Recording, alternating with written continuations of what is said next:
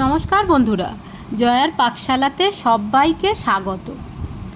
শুভ রথযাত্রা। জগন্নাথ দেবের ভোগ ও রথের মেলা স্পেশাল মালপোয়া করে আমি দেখাচ্ছি। আসুন দেখে নেওয়া যাক কী কী লাগছে।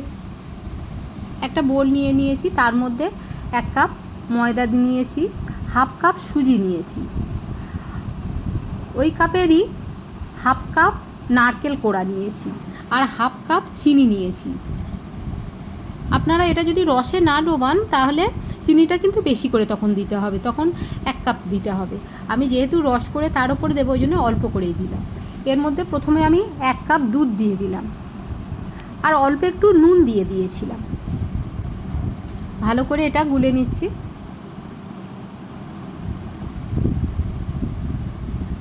খুব ভালো করে এটা গুলে নিতে হবে, যাতে ময়দা বা সুজি কোনোটার কোনো লাম্পস না থাকে।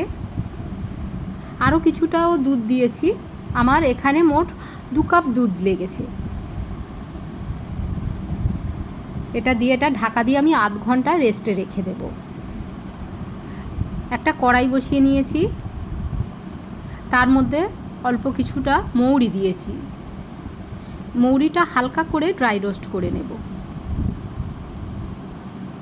আঁচটা একদম মিডিয়াম টু লোতে রাখতে হবে। এটা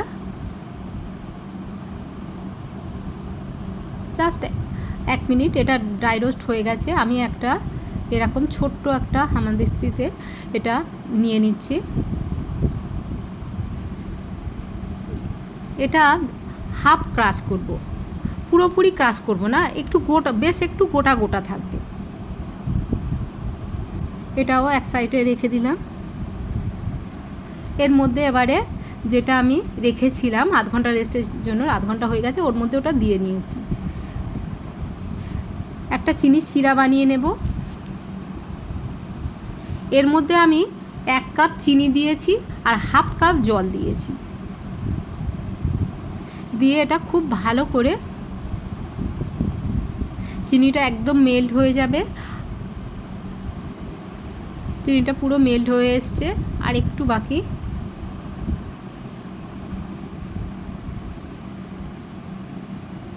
দেখুন এরকম তারের মতন হবে, বা হাতটা একটু চটচট করবে, তখন এটা শিরাটা হয়ে গেছে। এটা এবারে আমি সাইডে রেখে দিলাম। এবারে আমি যেটা গুলে রেখেছিলাম, আধ ঘন্টা রেস্টে রেখেছিলাম, সেটা নিয়ে নিলাম। আবারও কড়াই বসিয়ে নিয়েছি। এর মধ্যে ভাজার মতো পরিমাণ মতো আমি তেল দিয়ে দিলাম। রিফাইন্ড অয়েল এর মধ্যে দিয়েছি, সামান্য একটু দিয়ে আমি দেখছি তেলটা গরম হয়েছে কিনা। এটা ওপরের দিকে ভেসে ওঠা মানেই এটা হয়ে গেছে। এবারে আমি হাতায় করে করে, আপনারা যেমন সাইজ চান সেই অনুপাতে, আমি এখানে মিডিয়াম সাইজে করছি, 3টে করে। আমার কড়াইটা ছোট আছে, আমি 3টে করে এখানে করছি।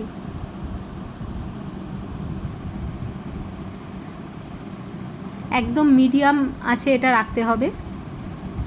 একদিকটা লালচে হয়ে গেছে, আমি আর একদিকটা এইভাবে উল্টে দিচ্ছি।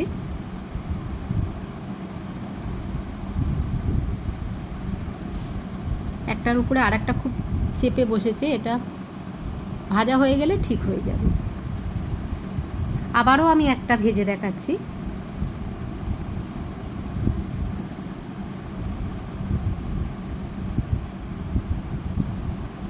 এইভাবে হাতায় করে দিতে হবে। এক পিঠ হয়ে গেছে, আর এক পিঠ উল্টে দিচ্ছি। আমি আর একটা চামচের সাহায্যে এটা উল্টাতে গেলে এটা সুবিধা হয়, তা না হলে তেলটা গায়ে আসতে পারে ছিটকে।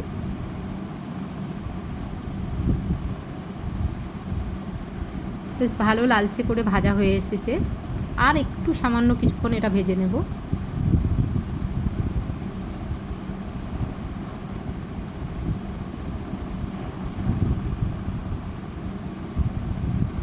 রেসিপিটি ভালো লাগলে লাইক, শেয়ার, কমেন্ট এবং সাবস্ক্রাইব করতে ভুলবেন না।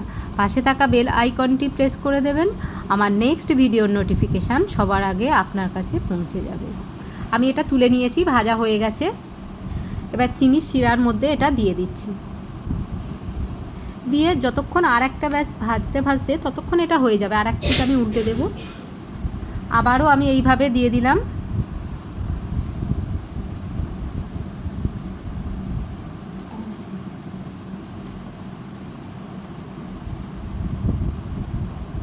দেওয়া হয়ে গেছে 3টে।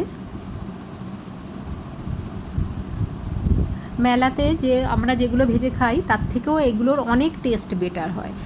বাড়িতে আমরা পরিষ্কার তেলে এগুলো খেলে খুবই স্বাস্থ্যকর হয়, আর বাচ্চা বড় সবাই প্রচণ্ড ভালোবেসে এটা খাবে।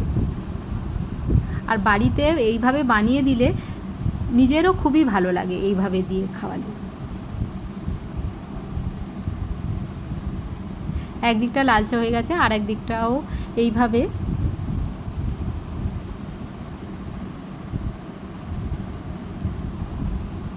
একটু মিডিয়াম ফ্লেমে এটা করলে কি হবে, ভিতরটাও খুব সুন্দরভাবে এটা ভাজা হয়ে যাবে। উপরটা লালচে একটু হলেই এটা তুলে নেব। এটাও হয়ে গেছে, আমি তুলে নিলাম।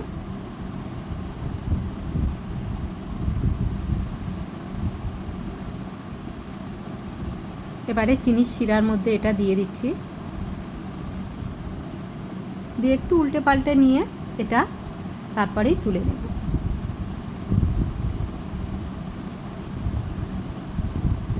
কেমন লাগলো অবশ্যই কমেন্ট বক্সে জানাবে। আপনাদের কমেন্টের অপেক্ষায় রইলাম। এটাও হয়ে গেছে।